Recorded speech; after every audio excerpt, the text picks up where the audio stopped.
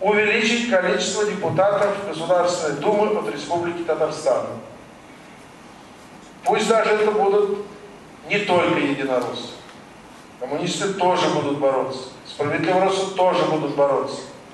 Мы убедились в том, что депутат коммунист от Татарстана, он все-таки житель Татарстана, прежде всего, и больше отвечает перед своими избирателями, которые за него проголосовали. Вот мы направляли Фандаса Шакировича, помните, был такой? Софиуллин. Меня пошлите. Но мы послали его туда. Его к микрофону не пускали. Там от фракции выступает руководитель фракции, от депутатской группы такой, от комитета может кого-то там. Значит, определить, ему такой возможности не дают. Он весь разочаровался.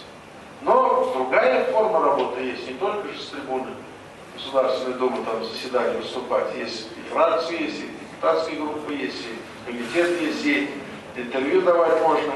Нужны подготовленные, толковые, преданные, знающие, значит, депутатскую работу, любящие эту работу люди. Будем выбирать.